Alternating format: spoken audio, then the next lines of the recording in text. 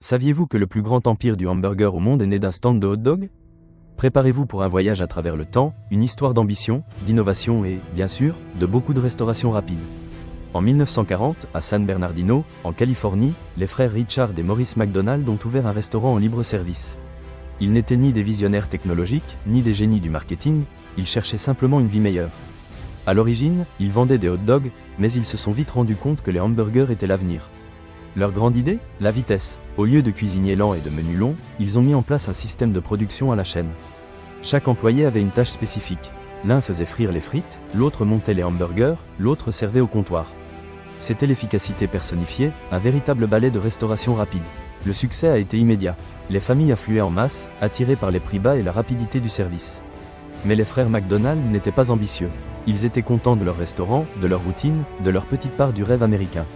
C'est là qu'entre en scène Ray Kroc, un vendeur de machines à milkshakes de 52 ans, avec une ambition démesurée et un flair incroyable pour les affaires. En 1954, il a été fasciné par le modèle des frères McDonald et y a vu un potentiel illimité. Kroc n'était pas l'inventeur du hamburger, mais l'architecte de l'empire. Il a convaincu les frères de franchiser leur restaurant, en leur promettant expansion et richesse. Au début, la relation était bonne, mais des différences irréconciliables sont vite apparues. Les frères McDonald étaient conservateurs et prudents. Kroc, en revanche, voulait grandir à tout prix. Il voulait standardiser la qualité, s'étendre à tout le pays et contrôler chaque aspect de l'entreprise. La bataille était inévitable. Kroc, avec sa ténacité et son astuce, a réussi à leur acheter le nom et le concept de McDonald's pour 2,7 millions de dollars. Un prix dérisoire aujourd'hui, mais suffisant pour que les frères prennent leur retraite. À partir de ce moment, Ray Kroc a libéré tout son potentiel. Il a standardisé les processus, contrôlé la qualité, innové dans le marketing et construit un réseau de franchises sans précédent. Il a fait de McDonald's un symbole de la culture américaine, présent dans tous les coins du pays et du monde. Le fameux logo des arches dorées, vous vous en souvenez? Initialement, il s'agissait de deux arches séparées qui formaient la lettre M. Kroc les a unies pour créer une image plus marquante et reconnaissable. Une simple arche est devenue un symbole mondial. Mais le chemin n'a pas été facile. Kroc a été confronté à des critiques sur la qualité de la nourriture, l'impact environnemental, les conditions de travail. Cependant, il s'est toujours adapté, a évolué et a surmonté les obstacles. Et maintenant, parlons des mythes. L'un des plus célèbres est celui de la sauce spéciale du Big Mac.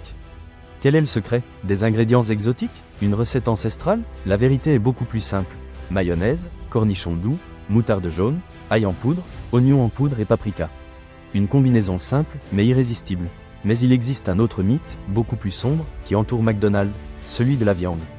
Pendant des années, des rumeurs ont circulé sur des ingrédients étranges, des additifs dangereux et des pratiques peu éthiques dans la production de la viande des hamburgers.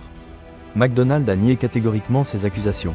L'entreprise affirme que sa viande est 100% de bœuf et qu'elle répond aux normes de qualité les plus élevées. Cependant, l'ombre du doute persiste. Qu'y a-t-il de vrai dans ces rumeurs? La réponse, peut-être, ne sera jamais complètement connue. Aujourd'hui, McDonald's est bien plus que des hamburgers et des frites. C'est un géant mondial, une marque omniprésente, un symbole du capitalisme et de la mondialisation. L'entreprise a évolué pour s'adapter aux nouvelles époques, en offrant des options plus saines, des menus personnalisés et des expériences numériques. Mais que réserve l'avenir à McDonald's? L'entreprise pourra-t-elle continuer à se réinventer et à maintenir sa pertinence dans un monde de plus en plus diversifié et conscient? Ou deviendra-t-elle une relique du passé, un symbole d'une époque révolue? L'histoire de McDonald's est un reflet de la société, un conte d'ambition, d'innovation, de succès et de controverse. Une histoire qui nous invite à réfléchir à nos propres rêves, à nos valeurs et à nos choix.